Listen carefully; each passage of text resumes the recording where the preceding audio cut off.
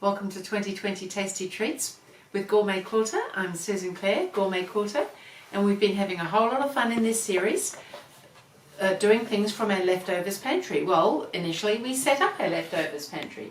We set up some sort of pantry. I've got drawers, I've labelled them all. It might have been boxes, it might have been bins, it might have been bags, it might have been anything you like that you could do, something where you can sort your leftovers. So we're talking fabric leftovers. And this is the 20-part series, and there's more information on the website on GourmetQuilter.com. There's been a pattern download for each of the 20 days. This is going to be our final one today. This is part 20, so I'm a little bit sad to be seeing the end of this series.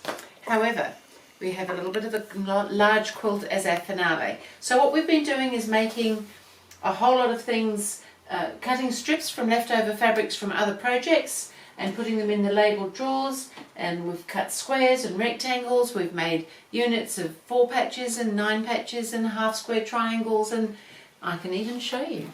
I've kept a little folder of all the things we've been doing. So it's been a huge amount of fun. So we did some squares and rectangles. We've made 4 patches. I can count, I know I can. 9 patches. We've made little rectangle units, we've made half square triangles, we've made flying geese, and we've made snowballs.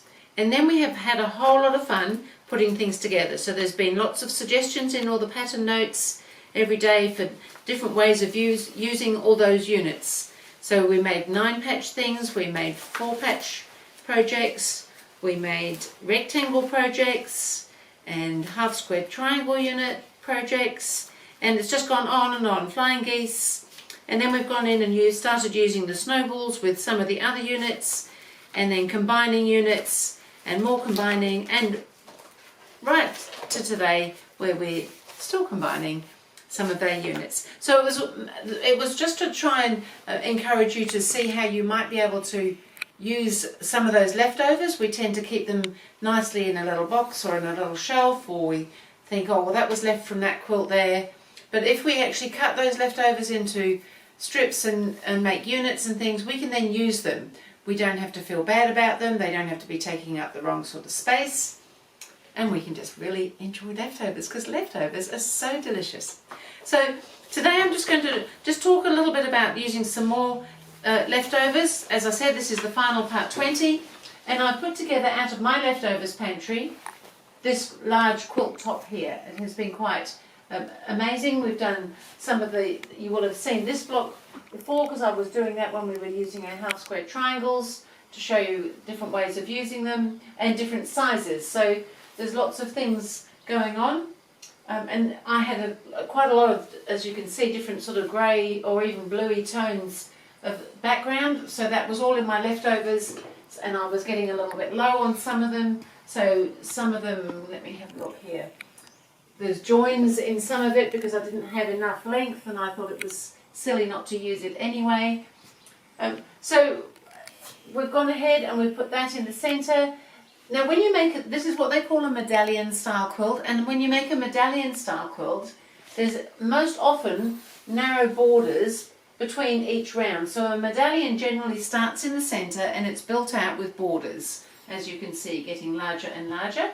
Doesn't have to be square necessarily, but this one is.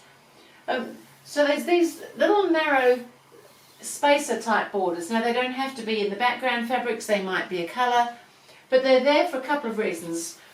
One of the reasons is that they break up between different types of thing if you're putting on different borders, and another one is that because they're all pieced, everything kind of has to fit, and we all sew a little bit differently, so not everything fits exactly as we might like it to, even though we're quite careful with our 1/4 inch seam allowance. So these little borders act as a little spacer, but they also allow you to make adjustments with measurements. So you could make them slightly wider or slightly narrower so that it's ready to cope with the next border, because they kind of have to fit if they're pieced, so that you don't get sort of half a pinwheel or something like that going on. Not always quite so attractive.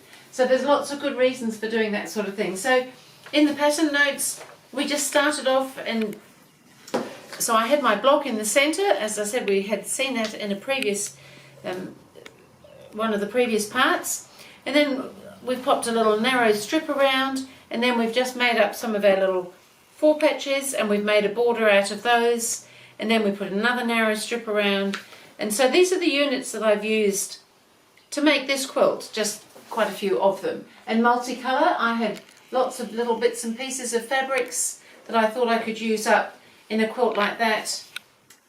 So I've gone through with the notes here and just shown you how the borders and things are constructed, but using our notes with our units and things like that in order to exactly make those sort of things.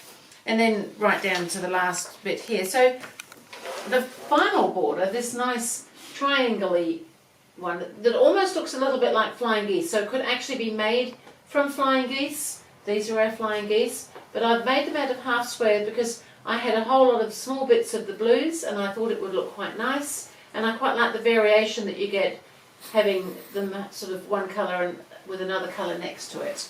So that's a whole lot of half square triangles. This is the flying geese. This is half square triangles but put together into sort of pinwheels. This was our little 4 patches, and then this was half square triangles and squares making up the centre block. And then around here, of course, I've got more joins than you would normally see because I'm using my leftovers, and I'm really thrilled with it. I really think it looks fantastic. So I just thought I'd show you that as just an example of something you can make from your leftovers. You don't have to have lots of the same fabric, similar colours sometimes, but even there you can see that's very multicoloured. And so think about things that you might do. You might not want to make a large medallion quilt like that. You might want to make smaller projects, table runners and bags and cushions, all sorts of things. You might want to do perhaps a row by row quilt, which would be some of your units and blocks in rows, again separated with little sashing strips maybe. So many things that you can use leftovers for. And I still have got to, this one's not quilted, it's just put together. And so when I do my binding, I've just started putting my binding together here.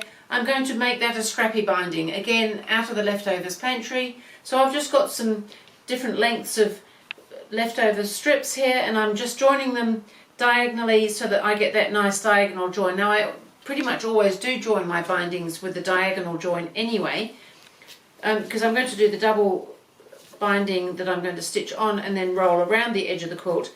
And it's quite nice to see that little diagonal join where the colour changes. And I think a nice multicolour scrappy kind of binding would look really nice on that multicolour scrappy sort of quilt. So that's what I'm doing with that. So I just thought I'd talk about that.